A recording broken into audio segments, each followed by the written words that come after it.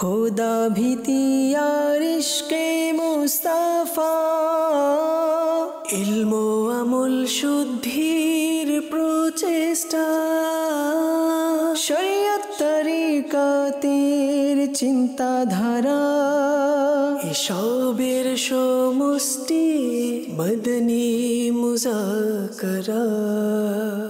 আলহামদুলিল্লাহি রাব্বিল আলামিন ওয়াসসালাতু ওয়াসসালামু আলা খাতামিন নাবিয়্যিন আম্মা বা'দ ফাআউযু বিল্লাহি মিনাশ শাইতানির রাজীম বিসমিল্লাহির রহমানির রহিম আসসালাতু ওয়াসসালামু আলাইকা ইয়া রাসূলুল্লাহ ওয়া আলা আলিকা ওয়া আসহাবিকা ইয়া হাবিবাল্লাহ আসসালাতু ওয়াসসালামু আলাইকা ইয়া নাবিয়াল্লাহ ওয়া আলা আলিকা ওয়া আসহাবিকা ইয়া নূরাল্লাহ। পুস্তিকা জিয়ায়ে দুরুদ সালাম, পেজ নাম্বার 7 থেকে সর্বশেষ নবী সাল্লাল্লাহু আলাইহি ওয়া আলিহি ওয়াসাল্লামের ফরমান নাম্বার 24।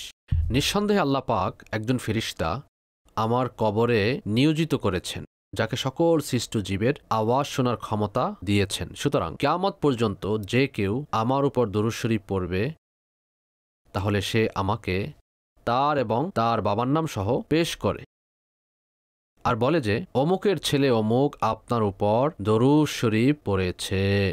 সুবহানাল্লাহ! দরুদ শরীফ পাঠকারী কত বড় খুশনসিব, সৌভাগ্যবান যে তার নাম বাবার নাম সহ প্রিয় নবীর দরবারে পেশ করা হয়। এখানে এই সূক্ষ্ম বিষয়টিও খুবই ঈমানোদ্দীপক যে কবরে আনোয়ারের নিকট উপস্থিত ফেরেশতাকে এত অধিক পরিমাণে শ্রবণ শক্তি দেয়া হয়েছে যে যিনি দুনিয়ার বিভিন্ন প্রান্ত থেকে একই সময়ের মধ্যে দুরূদ শরীফ পাঠকারী লাখো মুসলমানদের খুবই ক্ষীণ আওয়াজও শুনে ফেলে।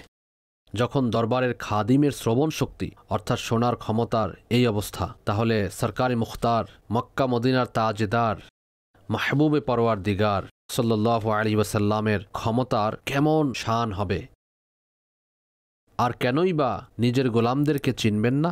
কেনই বা তাদের ফরিয়াদ শুনে বিইজনিল্লাহ অর্থাৎ আল্লাহ পাকের অনুমতিক্রমে তাদের সাহায্য করবেন না? और कोई गायब क्या तुमसे निहा हो भला जब ना खुदा ही छुपा तुम पे करोड़ो दुरूद सल्लु अलल हबीब सल्लल्लाहु अला मुहम्मद। أنا صالح حسين حمدو حمد من السودان، سيدي أمير أهل السنة. نحن نعمل مع بعض الزملاء، فبعضهم يتفانى في عمله والبعض يتقاعس ويتملص عن أعماله، فيحدث شيء في القلب تجاه المتقاعس. فما توجيهاتكم لهؤلاء الصنفين؟ جزاكم الله خيرا وإياكم। অর্থাৎ কিছু লোক মেহনতের সাথে কাজ করে, কিছু অলসতার সাথে কাজ করে। এরকম মাসআলা হলো, যদি কোথাও তাদের জব থাকে, সার্ভিস থাকে, তাহলে সেক্ষেত্রে তো উভয়ের জন্যই এটি আবশ্যক হচ্ছে যে নরমাল মধ্যম পন্থায় কাজ করা। এমন নয় যে একদম জান লাগিয়ে দিবে এবং ক্লান্ত হয়ে পড়বে, এরকম নয়। আর এমনও নয় যে অলসভাবে যেই পদ্ধতি আছে, নরমাল হয়ে থাকে পদ্ধতি, যা নির্ধারিত হয় সে অনুযায়ী কাজ করলে তার পারিশ্রমিকের হকদার হবেন। যদি সেই পদ্ধতি থেকে অথবা যেরকম নিয়ম আছে সেখানে যে এতটুকু কাজ করতে হবে, তা থেকে কাজ কম করলো অলসতার ফলে, তাহলে অতটুকু অংশের বেতন তাকে কর্তন করাতে হবে। নসিহতের কথা বলছিলেন, কেননা কুচিন্তা আসে, একে অপরের বিরুদ্ধে কথা বলে থাকে, সেজন্য কি করবে? হ্যাঁ, এটি আলাদা বিষয় যে যদি কেউ কাজ পরিপূর্ণরূপে করছে আর অন্যরা তাকে এরপর শুধু শুধু কথা শোনাচ্ছে, তাহলে তো মূলনীতি বহির্ভূত। যদি বাস্তবেই কেউ অলস হয়, তাহলে যে তাকে বিদ্রূপ করছে সে কি এই বিদ্রূপ করার অধিকার রাখে? যেমন সুপারভাইজার আছেন অথবা যিনি তার ঊর্ধ্বতন আছেন, তিনি যদি তাকে কথা শোনান এবং তাকে দিয়ে কাজ করান, তাহলে তিনি তো আছেনই ওই কাজের জন্য। সুপারভাইজারের ডিউটি হচ্ছে সবার থেকে পরিপূর্ণ কাজ নেওয়া এবং এই বিষয়টি মনিটরিং করা যে কে পরিপূর্ণ কাজ করছে এবং কে করছে না। বাকি অন্যান্য লোকজন তাকে বিদ্রূপ করা, তাকে অলস বলা, উদাসীন, কাচ্চর, অলস, তো এই আচরণ করা উচিত নয়, বরং এটি মনক্ষুণ্ণের কাজ। আর একজন মুসলমানের মনে কষ্ট দেয়া নিশ্চয়ই গুনাহ, বিনা কারণে কারো মনে কষ্ট দেয়া যাবে না। সল্লু আলাল হাবিব সাল্লাল্লাহু আলা মুহাম্মদ। আমার সম্পর্ক গোল্ড বিজনেসের সাথে, আর গোল্ডের বিভিন্ন কাজ আছে আমার। মানুষ এখানে আমাদের কাছে আসে, দামি দামি কলম নিজের জন্য বানায়, শখ থাকে কলম পেন, তো মানুষের শখ থাকে তারা দামি দামি কলম ব্যবহার করার, কিন্তু কিছু মানুষ স্বর্ণের কলমও তৈরি করায়, সেগুলো দিয়ে তারা লিখে থাকে, কাজ করে। তো স্বর্ণের কলম ব্যবহার করা কেমন? স্বর্ণের কলম অর্থাৎ নিপও যদি স্বর্ণের হয় তা দ্বারা লিখা জায়েজ নয়। যদি লিখে তাহলে গুনাহগার হবে। সল্লু আলাল হাবিব সাল্লাল্লাহু আলা মুহাম্মদ। আমির আহলে সুন্নাতের ফেসবুক পেজে প্রশ্ন এসেছে, জিজ্ঞেস করেছেন যে আমি এই হাদিস শুনেছি যে প্রিয় নবী বলেছেন আমার পর যদি কোনো নবী হতো তাহলে উমর হতো। এই হাদিসটি কি সঠিক? যদি সঠিক হয় তাহলে পরিপূর্ণ হাদিস কি, এটি ইরশাদ করে দিন। প্রিয় নবী সাল্লাল্লাহু আলাইহি ওয়াসাল্লামের হাদিস তো আছে, লা নাবিয়্যা বাদি, আমার পর কোন নবী নেই, অর্থাৎ নতুন নবী আর আসবে না। যারা অন্যান্য আম্বিয়া কেরাম আছেন, যেমন হযরত ঈসা আলাইহিস সালাম সম্পর্কে তো জানা আছে, প্রত্যেক মুসলমানেরই বলতে পারেন তিনি আসবেন কিয়ামতের পূর্বে, অর্থাৎ তিনি নবী আছেন, কিন্তু নিজ শরীয়তের প্রচার তিনি করবেন না, বরং তিনি আল্লাহ পাকের প্রিয় নবী, সর্বশেষ নবী সাল্লাল্লাহু আলাইহি ওয়াসাল্লাম এর শিক্ষাকেই এবং কোরআনুল কারীমের শিক্ষাকেই তিনি প্রচার করবেন। যাই হোক, হাদিস তো অনেক আছে। এখন কোন মুসলমানের কি মতবিরোধ আছে যে মুহাম্মদুর রাসূলুল্লাহ সাল্লাল্লাহু আলাইহি ওয়াসাল্লাম সর্বশেষ নবী নন? নিঃসন্দেহে নেই। মুসলমানদের মতবিরোধ মুসলমানই তো থাকবে না যদি কেউ সর্বশেষ নবী না মানে, তা জরুরিয়াতে দ্বীনের অন্তর্ভুক্ত। আর মুসলমানদের এর দলিলের কি প্রয়োজন? তিনি সর্বশেষ নবী নাকি নন, জান্নাত আছে নাকি নেই, জাহান্নাম আছে নাকি নেই, জানি না আল্লাহ আছে নাকি নেই, এসব ভাবলে তাহলে তো ইসলাম থেকেই খারিজ। এরই প্রেক্ষিতে এখন কথা হচ্ছে, যেই গোষ্ঠী সর্বশেষ নবী মানে না, যদি তাদেরকে আমরা বলি ভাই ওই কিতাবে সেই কিতাবে, তারা কোত্থেকে মানবে? তারা তো ওসব কিতাবকেই মানে না। যারা এমন তারা মিথ্যুক, পথভ্রষ্ট। সে যদি কেউ দাবি করে যে আমি নবী, অথবা প্রিয় নবী সাল্লাল্লাহু আলাইহি ওয়াসাল্লামের পর কোনো নবী আসতে পারেন, কোনো নতুন নবী অর্থাৎ কেউ নবুয়ত পেতে পারে, তাহলে নাউযুবিল্লাহ কেউ এমনটি সম্ভব মানলেও, পসিবিলিটি মানলেও তৎক্ষণাৎ কাফির হয়ে যাবে। কেননা পসিবিলিটি নেই। বিষয়টি এভাবে বুঝুন যে আল্লাহ এক, তাই না? এটি হচ্ছে ফাইনাল। হতে পারে আল্লাহ দুজন আছেন, তাহলে কাফির হয়ে যায়। পসিবিলিটি নেই, আল্লাহ এক, শেষ। আমাদের আকীদা চোখ বুঝে মান্য করা, চিন্তা ভাবনা করা নয়। হযরত সৈয়দনা উকবা বিন আমির রাদিয়াল্লাহু আনহু থেকে বর্ণিত, সুলতানুল মুতাওয়াক্কিলিন সাল্লাল্লাহু আলাইহি ওয়াসাল্লাম ইরশাদ করেছেন, লাউ কানা বা'দি নবিয়্যান লাকানা উমর, অর্থাৎ যদি আমার পর কেউ নবী হতো তাহলে ওমর হতো। আলা হযরত আজিমুল বারাকাত মুজাদ্দিদ দ্বীন ও মিল্লাত শাহ ইমাম আহমদ রাজা খান এই হাদিস শরীফটি উল্লেখ করার পর ইরশাদ করেন, তিনি অর্থাৎ সাইয়েদনা ওমর ফারুক আযম রাদিয়াল্লাহু আনহুর স্বভাব এতটা পরিপূর্ণ ছিল, পূর্ণাঙ্গ ছিল, কমপ্লিট ছিল যে যদি নবুয়তের দরজা বন্ধ না হতো, অর্থাৎ নবীদের আগমন শেষ না হতো, তাহলে শুধুমাত্র আল্লাহর অনুগ্রহে তিনি নবী হতে পারতেন। নিজের সত্তার দিক থেকে কেউ নবুয়তের উপযুক্ত নয়, এটি আল্লাহর দান ক্রমে হয়ে থাকে। শুধুমাত্র আল্লাহ যাকে দেন। ফারুক আযমের মাঝে মনে করুন যোগ্যতা ছিল, যদি নবুয়তের দরজা বন্ধ না হতো, তার মাঝে এই যোগ্যতা ছিল যে আল্লাহ চাইলে তাহলে শুধুমাত্র নিজ অনুগ্রহে তাকে নবী বানাতেন। এটি আলা হযরতের লেখনের সারাংশ। সাল্লু আলাল হাবিব সাল্লাল্লাহু আলা মুহাম্মদ। আলহামদুলিল্লাহ আজ্জা ওয়াজাল। ইউনান থেকে ইসলামী ভাই তুর্কি উপস্থিত হয়েছেন। আমির আহলে সুন্নাতের নিকট আমার প্রশ্ন হলো, এমন কোনো ওজিফা বলে দিন যা বান্দা আমল করলে বারবার সাহাবায়ে কেরামের মাজার জিয়ারতের সৌভাগ্য নসিব হবে এবং প্রিয় নবী সাল্লাল্লাহু আলাইহি ওয়াসাল্লামের রওজা মুবারকের জিয়ারত নসিব হবে। পারা 20 সূরা আল কাসাস আয়াত নম্বর 85 অর্থাৎ 85। ইন্নাল্লাযী ফারাদা আলাইকাল কুরআন লারাদুকা ইলা মাআদ। এই পবিত্র আয়াতটি এর অনেকগুলো উপকারের মধ্যে এই উপকারটিও আছে যে যদি কোনো স্থানে যান, মক্কায় যান, মদিনায় যান, কোনো সাহাবীর, কোনো অলির মাজার শরীফ উপস্থিত হন, তাহলে সেখানে নিজের শাহাদাত আঙ্গুলি দ্বারা লিখে দিন। জের জবর পেশ লাগানোর প্রয়োজন নেই, কলম দ্বারা লেখা যাবে না, শাহাদাত আঙ্গুল দ্বারা এটি লিখে চলে আসুন। ইনশাআল্লাহ পুনরায় জিয়ারত হবে। পুনরায় যখন জিয়ারত নসিব হবে তখন আবার এভাবে চাইলে লিখে আসুন, পুনরায় জিয়ারত হবে ইনশাআল্লাহুল করিম। আর মক্কা মদিনায় যাওয়ার জন্য, বাগদাদ শরীফের জিয়ারতের জন্য, কারবালা শরীফের জিয়ারতের জন্য, অলি আউলিয়াগণের মাজার জিয়ারতের জন্য এটি একটি ওজিফা। সবাই এটিকে নোট করে রাখুন, ইনশাআল্লাহ উপকৃত হবেন। সাল্লু আলাল হাবিব সাল্লাল্লাহু আলা মুহাম্মদ। এঙ্গেজমেন্টের পর রেওয়াজ আছে সমাজের মধ্যে ছেলের পরিবারের পক্ষ থেকে মেয়ের জন্য কিছু উপহার ঈদের সময় পাঠানো হয়। এখন প্রশ্ন হচ্ছে, এই যে উপহার সামগ্রী, কাপড় আসে, মেয়ে সেগুলো ব্যবহার করতে পারবে নাকি পারবে না? কেননা কখনো কখনো এঙ্গেজমেন্ট ভেঙেও যায়।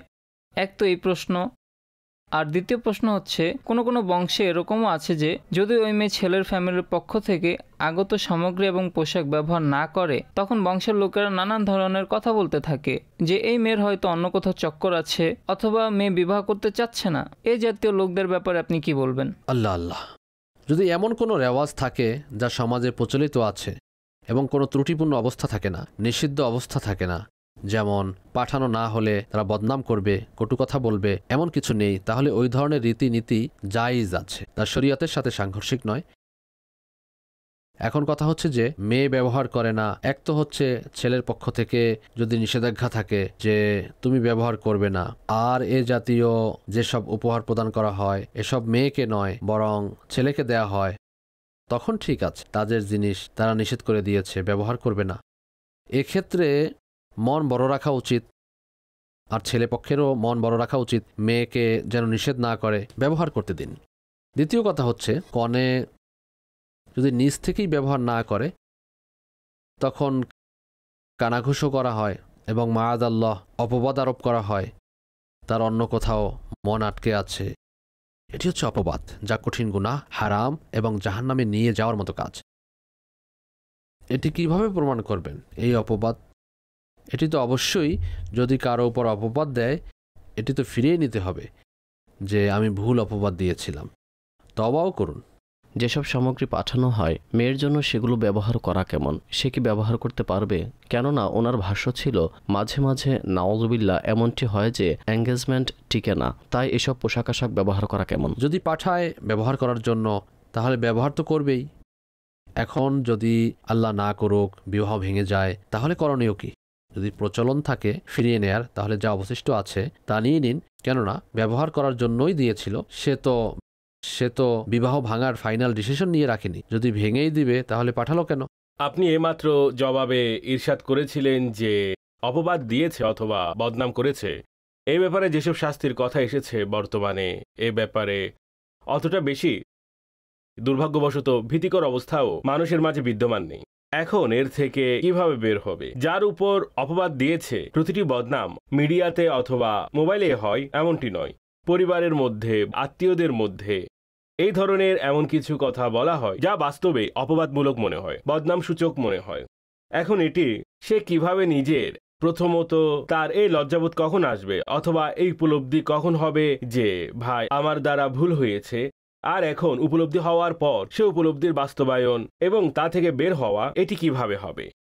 মানুষ করে না সাধারণত, বলার সময় তো খুবই বেপরোয়া, বলার সময় তারা একটু ভাবে না যে কি হবে, কিন্তু যখন তাদের এই উপলব্ধি স্মরণ করানো হয়, ভাই আপনি এটি কি করলেন, তখন বেশি থেকে বেশি এটাই বলে, হ্যাঁ ভাই ভুল হয়ে গেছে ভাই, মাফ করে দিয়েন ভাই, মাফ করে দিয়েন। এর জন্য যে শরীর রাস্তা আছে এর থেকে বেরিয়ে আসার, তা থেকে কিভাবে বেরিয়ে আসবে? মানুষ আসে না।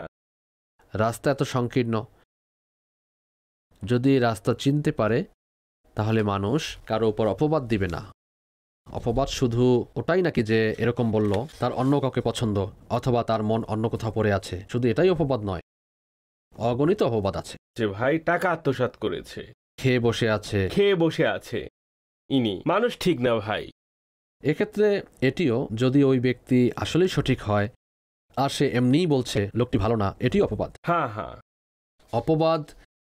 দেখুন, গীবত গীবত কারো মাঝে বিদ্যমান মন্দকে তার অনুপস্থিতিতে মন্দ হিসেবে বর্ণনা করা, এটি গীবত।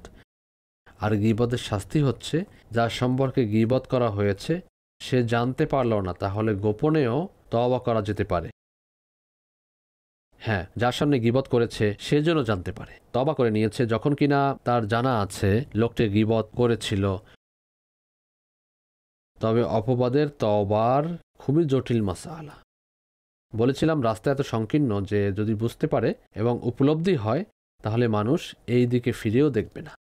সেই রাস্তা হচ্ছে এর তওবার পদ্ধতি। এক তো তওবা আল্লাহর দরবারে করতেই হবে, যাকে নিয়ে বদনাম করেছে, যার উপর অপবাদ দিয়েছে, এই বিষয়টি তাকে ক্লিয়ারিফিকেশন করতে হবে।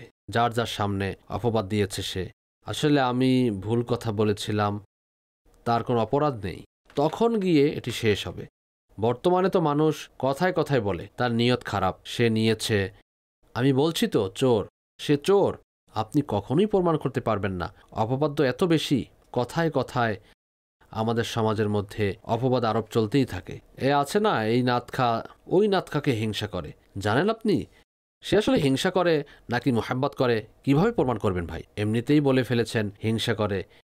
এই কারি সাহেব তাকে হিংসা করে, এই মুদাররিস সাহেব তাকে হিংসা করে, এই মেধাবী তালিবে ইলম আমাকে সে হিংসা করে। তুমি কিভাবে জানো তোমাকে হিংসা করে? কোনো প্রমাণ আছে? কোনো ইঙ্গিত আছে যাকে শরীয়ত গ্রহণ করবে? ইঙ্গিতকে অন্যথায় অপবাদ। বের হও এ থেকে, অপবাদ দেয়া থেকে।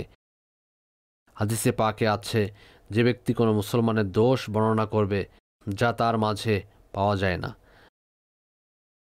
তাহলে আল্লাহ পাক ওই সময় পর্যন্ত জাহান্নামীদের আবর্জনা, পুজ এবং রক্তের মধ্যে রাখবেন, যতক্ষণ সে তার বলা কথা থেকে ফিরে না আসবে। এখন প্রশ্ন হচ্ছে সে কতদিন থাকবে, কোথা থেকে কিভাবে ফিরে আসবে? এর অবস্থা হচ্ছে দুটি। এক নম্বর হচ্ছে আযাব পূর্ণ করবে। আযাবে পূর্ণ হওয়ার পর যা আল্লাহর মর্জি, যেভাবে তিনি যতটা আযাব দেন, এরপর সে বেরিয়ে আসবে তা থেকে। এক তো এই ব্যাখ্যাটি আমি পড়েছিলাম, আর দ্বিতীয় আরেকটি কতটা কঠিন আযাব। মানুষের উপর গুনাহের অপবাদ আরোপকারীদের আযাবের একটি অন্তর প্রকম্পিতকারী বর্ণনা মন দিয়ে শুনুন। যারা একে অপরকে ঠা করে অপবাদ দিয়ে দেয়, নিয়ত খারাপ, এরকম ওরকম, চোর, সে চোর, সে তাকে হিংসা করে, তারা মনোযোগ দিয়ে শুনুন। কিছু মানুষকে জিহ্বা দ্বারা লটকানো হয়েছিল, জিহ্বা দ্বারা লটকানো হয়েছিল। আমি জিব্রাইল আলাইহিস সালাতু ওয়াস সালামকে তাদের ব্যাপারে জিজ্ঞেস করলাম, তখন তিনি বললেন এরা মানুষের উপর বিনা কারণে গুনাহের অপবাদ আরোপকারী ব্যক্তি। আল্লাহ পাক আমাদেরকে সঠিক বুঝ দান করুন। কারো উপর অপবাদ দিবেন না। কোরআনুল কারীমে আছে, ওয়ালা তাকফু মা লাইসা লাকা বিহি ইলম ইন্নাস সামআ ওয়াল বাসারা ওয়াল ফুআদা কুল্লু উলাইকা কানা আনহু মাসউলা। আর ওই কথার পেছনে পড়ো না যে সম্পর্কে তোমার জ্ঞান নেই। নিঃসন্দেহে কান এবং চোখ এবং অন্তর এসবের ব্যাপারে প্রশ্ন করা হবে। এটি পারা 15 সূরা বনী ইসরাইলের আয়াত নম্বর 36। এর তাফসির হচ্ছে যে বিষয়ের জ্ঞান নেই তার পিছনে পড়ো না। যে বিষয়ের জ্ঞান নেই তার পেছনে না পড়া দ্বারা উদ্দেশ্য হচ্ছে এই যে বিষয়টি তুমি দেখোনি, সে সম্পর্কে এই কথা বলো না যে আমি দেখেছি। আর যে বিষয়ে তুমি শোনোনি সে সম্পর্কে এটি বলো না যে আমি শুনেছি। এক বর্ণনা অনুযায়ী এর দ্বারা উদ্দেশ্য হচ্ছে যে মিথ্যা সাক্ষ্য দিও না। হযরত সৈয়দনা আব্দুল ইবনে আব্বাস রাদিয়াল্লাহু আনহুমা বলেন, এর দ্বারা উদ্দেশ্য হলো কারো উপর সেই দোষ আরোপ করো না যা তোমরা জানো না। সকল বর্ণনার সারমর্ম হচ্ছে এই যে এই আয়াতে মিথ্যা সাক্ষ্য দেয়া, মিথ্যা অপবাদ আরোপ এবং এ ধরনের অন্যান্য মিথ্যা উক্তির নিষেধাজ্ঞা দেয়া হয়েছে। এখন সমস্যা এই যে মাদানী চ্যানেলের দর্শক এবং প্রিয় ইসলামী ভাইয়েরা যে বর্তমানে নিজের সম্মানকে অন্য কারো অপমানের মধ্যে লুকিয়ে রেখেছে। যে যতক্ষণ পর্যন্ত অপমানিত হবে না আমি সম্মান পাবো না, তার যতক্ষণ পর্যন্ত বদনাম হবে না আমার সুনামও হবে না। যতক্ষণ তাকে ছোট করব না, আমার সুনামও হবে না। যতক্ষণ তাকে ছোট করব না, আমাকে কেউ বড় মানবে না। যতক্ষণ সে বরবাদ হবে না, আমি উঠতে পারবো না। যার মানসিকতাই এরকম, যতক্ষণ তাকে ডিগ্রেড করব না, আমি চেয়ার পাবো না, আমি চেয়ার পাবো না, আমাকে কেউ ভোট দিবে না, আমাকে ভোট দিবে না। শুধু শুধু নিজের প্রতিপক্ষ ক্যান্ডিডেটকে যেই পদ্ধতি অবলম্বন করে অপমান করা হয়, খোঁজা হয়, যেভাবে মিথ্যা অপবাদ আরোপ করা হয়, খোঁজার প্রয়োজন তো সামান্য একটু আকল থাকলে তবে তো খুঁজবে। এত আকল কোথায়? শুধু লাগিয়ে দাও। এখন সে ব্যাখ্যা দিতে থাকুক, কাজ সঁপে দাও তাকে। এ তো অনেক ধোঁকাবাজি করেছে সে, অথচ বেচারার বংশেও কেউ ধোঁকাবাজি করেনি। তাকে দিয়ে দিল অপবাদ, এখন সে ব্যাখ্যা দিতে থাকুক, জবাব দিতে থাকুক, শপথ করতে থাকুক যে আমি করিনি, প্রমাণ দাও, প্রমাণ দাও। একদিকে ইলেকশন হয়ে যাবে এবং এর সিলেকশন হয়ে যাবে জাহান্নামের জন্য, কেননা সে একজন মুসলমানকে অযথা বদনাম করে চেয়ার অর্জন করেছে। চেয়ার তাকে বাঁচাবে? কখনোই বাঁচাবে না। এজন্যই এ সকল বিষয়গুলোতে কি বলবো আর, দাওয়াত ইসলামী এসব থেকে দূরে থাকে, এ জাতীয় কোনো চক্করে নেই। জি, না ক্ষমতা চাই, না টেবিল চাই, আমাদের আল্লাহ রসুলের সত্যিকারের গোলামি চাই। আর মুস্তফার গোলামির চেয়ারের পতন নেই। না এর জন্য মিথ্যা বলতে হয়, না কাউকে ডিগ্রেড করতে হয়, না কারো উপর অপবাদ লাগাতে হয়। আলহামদুলিল্লাহ। আপনি উন্নতি করতে চাইলে আপনাকে আপনার যোগ্যতা তৈরি করুন। আপনি নিজের মধ্যে এমন জিনিস তৈরি করুন যে মানুষ নিজেই আপনার কাছে আসবে, মানুষ নিজেই আপনাকে পছন্দ করবে। কাউকে ডিগ্রেড করে, কাউকে ছোট করে, অথবা কারো ব্যক্তিত্বে দোষ বের করে নিজের ব্যক্তিত্বকে আলোকিত করার যে প্রতিযোগিতা আমাদের সমাজে চলমান আছে, এর থেকে দয়া করে বের হন। এই অপবাদ, বদনাম, গীবত, চগলখুরি, কুধারণা, কৌতূহল না জানি কতটা মন্দের দিকে এগুলো নিয়ে যায়। একটি উপমা দেয়া হয়েছিল হুজুর, এখানে কৌতূহল বের হয়েছে আপনার মুখ থেকে। বাংলাতে কৌতূহল অন্য অর্থে ব্যবহৃত দোষ হয়। খোঁজা, কারো গুনাহ খুঁজতে থাকা, খুঁজতে ত্রুটি থাকা। অন্বেষণ করা। একটি উপমা দেয়া হয়েছিল, যেমনটি আপনি এই কাগজ দেখছেন, এই কাগজে একটি লাইন আঁকা আছে। এই লাইনটি এখন বলা হলো যে এই লাইনকে না কেটে এই লাইনকে ছোট করে দেখাও, কিন্তু একে কাটবেন না আপনি, আর এটিও যেন ছোট হয়ে যায়। এখন কিভাবে হবে? বুদ্ধিমান ব্যক্তি কি করলো? বুদ্ধিমান লোক এটি করলো, এর নিচে বড় লাইন এঁকে দিল, বড় লাইন হয়ে গেল। অর্থাৎ সে একে কাটেনি, লাইন বড় করে দিল, ফলে নিজেই ছোট হয়ে গেল। মাশাআল্লাহ। আপনি কাউকে টানাটানি করবেন না, আপনি আপনার নিজের মতো কাজ করুন। এবং কারো ব্যক্তিত্বে অপবাদ আরোপের আগ্রহ, কারো ব্যক্তিত্বের ত্রুটি বের করার আগ্রহ, এইসবে লেগে থাকার পরিবর্তে নিজের ত্রুটিসমূহকে দূর করার চেষ্টা করা উচিত। হুজুর, একটি হাদিস পড়েছিলাম, আল্লাহ পাক যার জন্য কল্যাণের ইচ্ছা করেন তার ত্রুটি তার নিকট প্রকাশ করে দেন। মাশাআল্লাহ। নিজের ত্রুটি যদি প্রকাশ হয়ে যায়, তাহলে নিজের ত্রুটিকে দূর করার কাজে ব্যস্ত হয়ে যাবে যে আমাকে আমার ত্রুটি দূর করতে হবে। যখন নিজের ভুল ত্রুটি দূর করতে থাকবে, আপনার কাছ থেকে শিখেছি, তবুও কেউ কিভাবে বলতে পারবে আমার মধ্যে দোষ ত্রুটি নেই? আল্লাহ আমাদেরকে তৌফিক দিন। হ্যাঁ, অন্যের দোষ ত্রুটির ব্যাপার। আয়েবো কো ঢুনতি হে ফাকাত, আয়েব জো কি নজর, জো খুশ নজর হ্যায় হুনার ও কামাল দেখতে হে। অন্যের মধ্যে দোষ ত্রুটি দেখার পরিবর্তে গুণাবলীও দেখুন। বুঝতে পেরেছেন? সে এরকম, সে ওরকম। আরে ভাই, নামাজি কিনা সে? হ্যাঁ ভাই, নামাজ তো পড়ে। আচ্ছা, নামাজও পড়ে না। আচ্ছা, মুসলমান কিনা সে? হ্যাঁ, সে তো মুসলমান। সবচেয়ে বড় গুণ তো তার কাছে আছে, অর্থাৎ মুসলমান হওয়া। কেউ মুসলমান হওয়া এর চেয়ে বড় কোনো গুণ যদি থাকে আমাকে বলে যান। আপনি অতীতে নিয়ে গেলেন। আমি আপনার সাথে বসেছিলাম একটি সবার কথা, সম্ভবত আপনার মনে পড়বে, কোনো এক দেশে আপনি উপস্থিত ছিলেন। সেখানকার কিছু ইসলাম ভাইদের অভিযোগ ছিল, আর আপনি তাদেরকে সাথে নিয়ে বসেছিলেন। আমিও সেখানে বসেছিলাম। তো আপনি নতুন নতুন ছিলেন? হ্যাঁ, সূরা গঠিত হয়েছিল তখন। সূরা নতুন নতুন বানানো হয়েছিল? হ্যাঁ, সূরা গঠিত হয়েছিল তখন। তো তারা আপনার সামনে অন্যের দোষ ত্রুটি বের করছিল, সে এমন, সে এমন, সে এমন। আপনি কিছুক্ষণ পর বললেন, ভাই তার মধ্যে কোনো ভালো গুণ আছে? তারা বলল, না, তার মধ্যে কোনো ভালো গুণই নেই।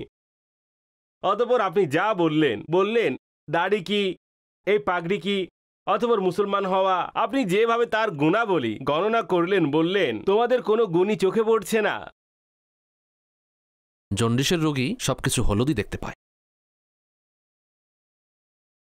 সেই ঘটনা মনে থেকে গেছে আজও অবধি। হ্যাঁ, আপনি হতবাক হয়ে গিয়েছিলেন যে আরে তিনি যদি এসব লিখে দেয় তাহলে, অর্থাৎ তারা স্যারেন্ডার করে ফেলেছিল। হ্যাঁ, আর কি বলবে, বলার ভাষাই ছিল না বেচারাদের। তাদের সাথে যা হওয়া হলো, ওনার সাথে যা হওয়ার ছিল তাই হলো। মাশাআল্লাহ, যদি আমরা চিন্তা করি তাহলে তো ঠিক আছে।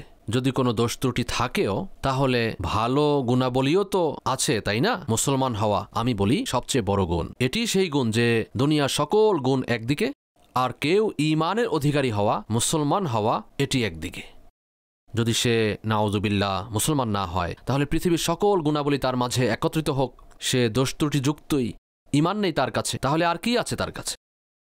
সবচেয়ে বড় গুণ হলো ঈমান। হুজুর, একটি নির্দেশনা প্রদান করুন। বিষয়টি আরেকটু সামনে আমি নিয়ে যেতে চাচ্ছি। যখন কারো মাঝে দোষ আছে মন্দ, এখন কাপড় তার ময়লা, বলছে আমি ওকে, আমি তাকে বললেই তো সে তার কাপড় ধৌত করবে। তোমার কাপড় ময়লা, অন্য কাউকে বললে তার কাপড় কিভাবে পরিষ্কার হবে? আমাদের সমাজে যে প্রবলেম আছে, যার মধ্যে দোষ ত্রুটি আছে, আমরা তার দোষ ত্রুটি দূর করতে কেন চেষ্টা করি না যে ভাইজান আচ্ছা এর জন্য পদ্ধতি আচরণ খারাপ না হয়, আচরণ ভালো হলেই মন্দ দূরীভূত হবে। অন্যথায় দোষ ত্রুটি দূর করার জন্য আচরণ যদি খারাপ হয়, দুই মন্দ একত্রিত হলে প্লাস প্লাস ব্লাস্ট, পাথরের সাথে পাথরের ঘর্ষণে আগুনের ফুলকি বের হয়। তো আমাদের সমাজে এই যে এক প্রবলেম আছে, আমরা কারো দোষ ত্রুটি দূর করা অথবা তার দুর্বলতা দূর করার জন্য ব্যক্তিগত প্রচেষ্টা বা উদ্যোগ গ্রহণ করি না, মূলত হেলে যাওয়া দেওয়ালকে আরেকটা ধাক্কা দিই। এই উৎসাহ কিভাবে আসবে আমাদের, যেন আমরা কোনো ব্যক্তির মন্দ ও দোষ ত্রুটিকে বাস্তবেই থাকে, তার মাঝে অযথার আগের অভ্যাস আছে, খিটখিটে মেজাজ আছে, অথবা কথাবার্তা বলার সময় সে সোজাসাপটা কথাবার্তা বলে না, ইত্যাদি ইত্যাদি ইত্যাদি ইত্যাদি। তো তাকে কিভাবে বোঝানো যাবে যে মানুষজনের সামনে তার দোষ ত্রুটি বর্ণনা করলে সে কিভাবে সংশোধন হবে? এখন সমাধান হচ্ছে যেরকম তার দোষ ত্রুটি সেরকমই তাকে বুঝানো। অতপর বুঝানোর পদ্ধতি এটিও জানে না। আমাদের পদ্ধতি কিছু সময়, বরং অধিকাংশ সময় নোট করেছি আমি, আক্রমণাত্মক আচরণ হয়ে থাকে, বিচক্ষণশীল আচরণ হয় না। যখন এরকম আক্রমণাত্মক আচরণ হবে, যেমন নাকি উপর থেকে আসে আক্রমণ করার পদ্ধতিতে, তুই এটা করেছিস, তুই ওটা করেছিস, এর ফলে সংশোধন কঠিন হয়ে যায়। সে রাগ করতে পারে। নম্রতার মাধ্যমে, ভালোবাসার মাধ্যমে অনেক সময় এই পদ্ধতিও অবলম্বন করা যে অনুমতি নেওয়া হয়। যদি অনুমতি দেন, বর্তমানে এটা বলে যে আপনার খারাপ না লাগলে বলবো, এটিও বলে, কিন্তু এক্ষেত্রে আমাকেও অনেকে বলে আপনার খারাপ না লাগলে, আরে ভাই, কথা শোনার পরেই তো বুঝতে পারবো খারাপ লাগবে নাকি লাগবে না। খারাপ লাগাটা নিজের আয়ত্তে তো থাকে না। এই কারণে আজ বলছি, এই বাক্যটি বলা বুঝে আসে না কারোরই। এই কথা বলা খারাপ না লাগলে তখন উনি বলবেন না না না না, কোনো খারাপ লাগবে না, জানা হয়ে গেছে তার আগে থেকেই। আচ্ছা, আপনার খারাপ লাগেনি তো? না না, আমার একটু খারাপ লাগেনি। এই প্রশ্নটিও সমস্ত ব্যক্তিকে মিথ্যায় ফেলতে পারে। আপনার খারাপ লাগেনি তো? আপনি রাগ করেননি তো আমার উপর? অনেক সময় মানুষ রাগান্বিত হন, মুখের মধ্যে হাসি রাখেন। এখন তাকে জিজ্ঞেস করা, আপনি রাগ করেননি তো? এখন যদি তিনি মানুষই এমন হন, আপনার সাথে তার কোনো ধরনের সম্পর্ক আছে, ঘনিষ্ঠতা আছে, আর সে হ্যাঁ বলে দিল, তখন আপনার ঘুম চলে যাবে। এসব জিজ্ঞেস করার বিষয় না। আপনি এমন কোনো কাজই করবেন না যার ফলে অপরজন রাগান্বিত হবেন। এটাই তো হওয়া উচিত। মোদ্দা কথা, কিছু প্রশ্ন সম্মুখস্থ ব্যক্তিকে মিথ্যায় লিপ্ত করে। ওই বেচারা লোক লজ্জায় মিথ্যা বলে ফেলে। মূল কথা হচ্ছে তার কাছে অনুমতি নিতে তো সমস্যা নেই, যদি আপনি অনুমতি দেন তাহলে কিছু বলবো। কেননা কথা এমন যে সম্ভবত সেটা আপনার ভালো না লাগতে পারে, কিন্তু আমার নিয়ত হলো আপনার কল্যাণ কামনা। এ ধরনের যেটা সঠিক সেই কথা বলুন। এভাবে প্রথম থেকে তাকে ওভারঅল লক করে যদি আপনি কথা বলেন, তাহলে হতে পারে এর মাধ্যমে অধিক উপকার আসবে আর কথা তাকে প্রভাবিত করবে।